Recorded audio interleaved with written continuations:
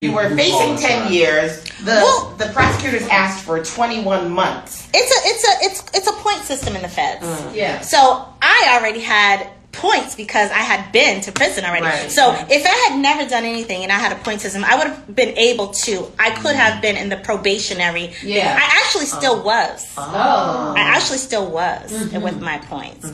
But they, you going to jail. Yeah, I'm going to be an example. It's going to be not just an example. It's like, girl, you're not getting it. I don't care if it was 10 years ago. You just did the same thing again. So, what break do you expect to catch? You know what I mean? And I didn't expect any breaks, At this time, what was that like? I know you have this book, memoirs. Right there, a year and a day. Yeah, a year and a day. Yes. Make sure that people see it. Yes, see it, people. You can get on Amazon. And that is the sweetest little picture. In the story, they have this picture in the show. And this was at a moment they were saying like you were just having like a hard time. I think your dad had just left or something. Right, so this was my uncle's wedding actually. Actually, this was my dad's sister's wedding. And I was the flower girl because I'm like the oldest grandkid almost. The oldest girl grandkid. That's me. Most of them, And so I was the pretty princess and everything. And but that little girl there was also being fondled. She was being played with. There was a lot of things, and I'll tell you the significance of the cover of the book. No, because they didn't get that. They didn't get that. I wasn't healed. I wasn't healed.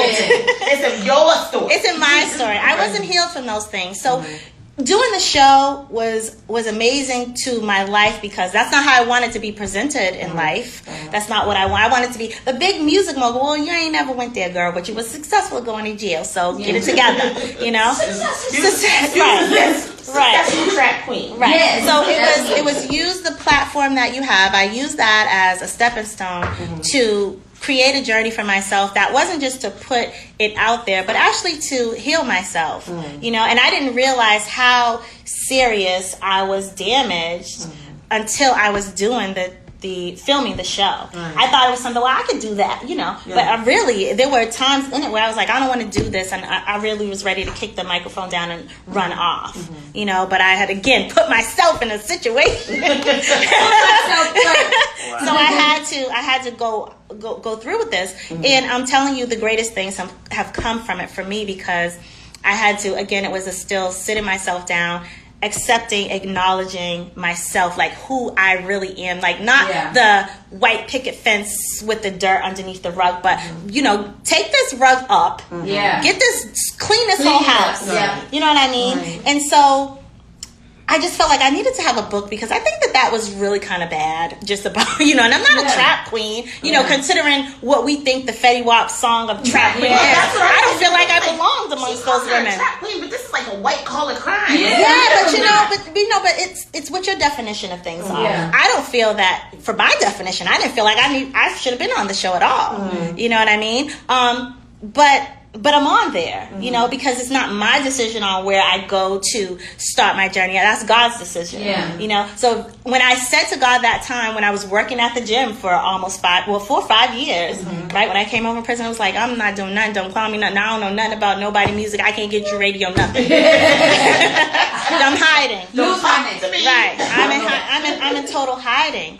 And I was saying, and I say this everywhere I go because it's real. I was saying to God one day, like, listen, if this is where I'm supposed to be and just be a regular, go to work, busting my behind, not nowhere near the career I had thought I would, I'll just do that and I'll be okay with that. If this is what I'm supposed to be doing. But if this is not, if there's more for me, you have the power. You're the king of all things. You show me it, and I'll follow it. And we've seen that. We've seen you kind of pivot your life into now a motivational speaker, an author. Like you are encouraging people to get into, whatever they want to do. Like, how was you able to like pivot your life? I mean, you had no choice, but like, why this direction? And not only that, but please answer that question. But your sons too were able to be successful, even though they went through all of this with you. Both of your sons have graduated from college. They're both doing well. Well, I don't know where they got that from. People got me looking the fool.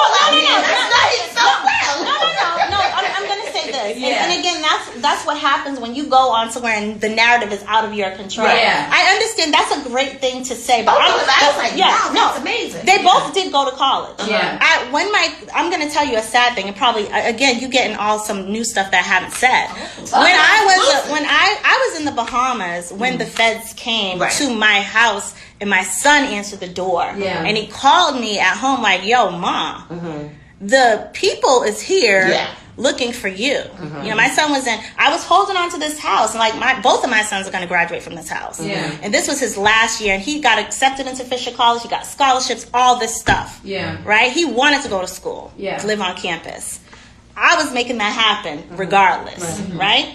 But I'm in the Bahamas right now. and when he gave me that call, they sounded so scared, you know? And it was like, okay. Well, my oldest son had graduated the year before. He was out of high school, so he was in college for a year. And then my youngest son was on his way. That was his last year of high school. He was graduating. 17, 19. Right, between 17 and 19.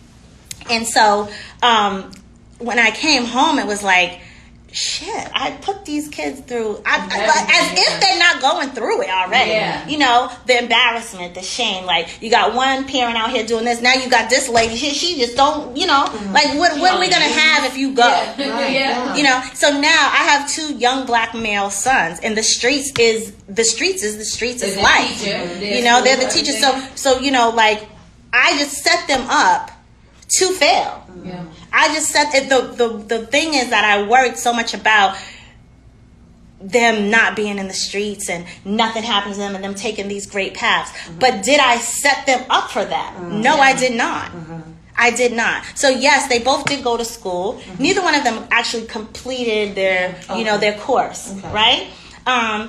You know, they worked.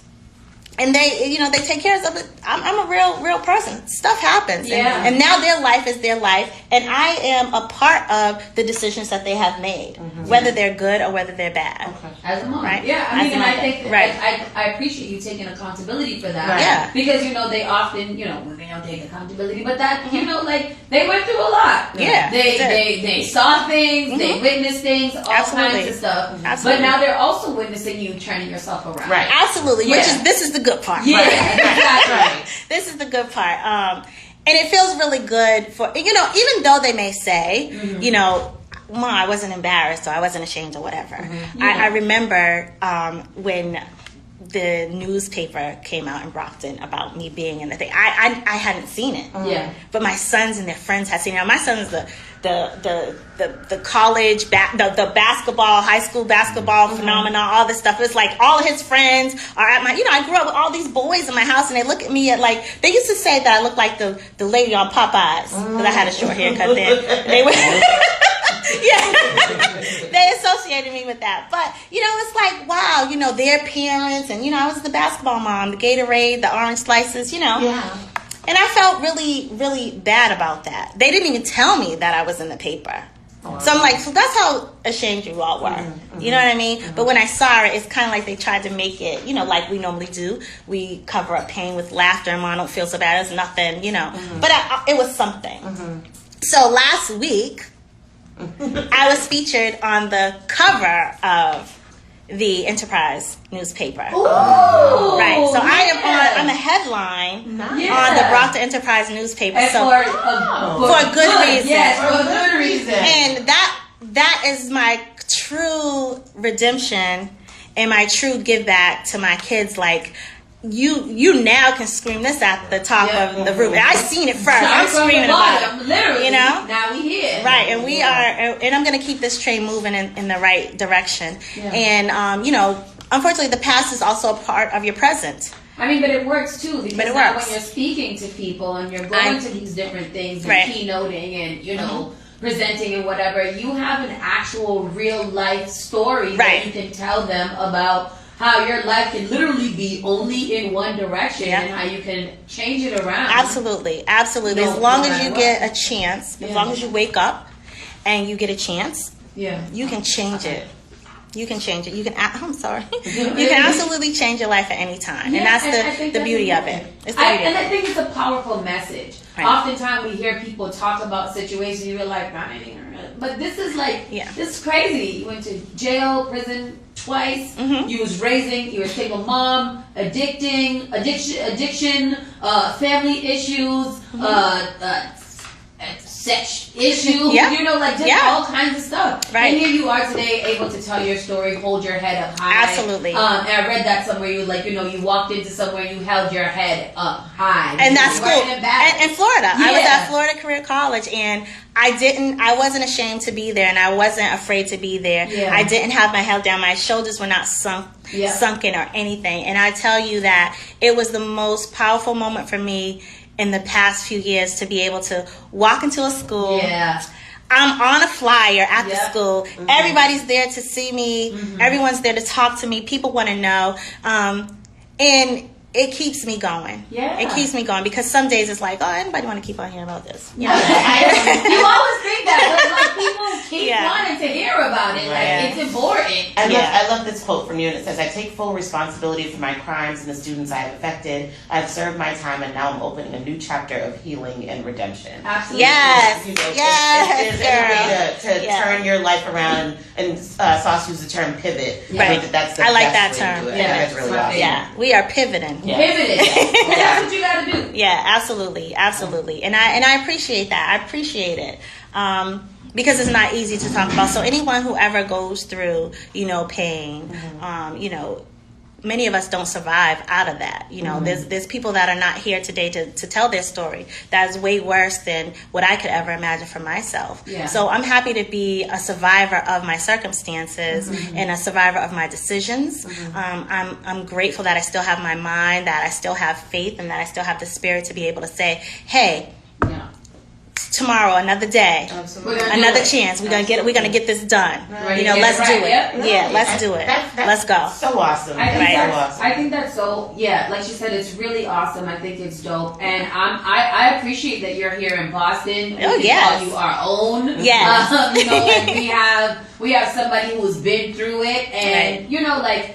Thank you for coming and just sharing your story with our audience in general. Like they were tuned in from start to finish, and they're like, "Yo, she's dope." And that's good that you can hear those compliments too. Usually people be like, I'm gonna tell you what be in them comments. I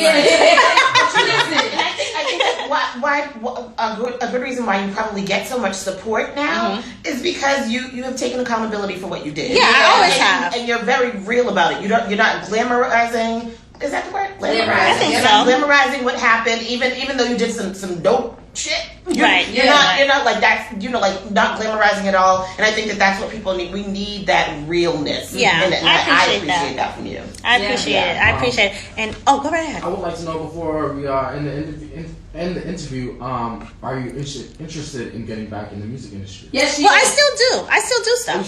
I still do things. Yeah, I do. I do it quietly. There's people, you know, there's people that I do a lot of things for a lot of people, and it's always on the slide. I don't expect things in return, because you know what, the thing about it is being solid and having.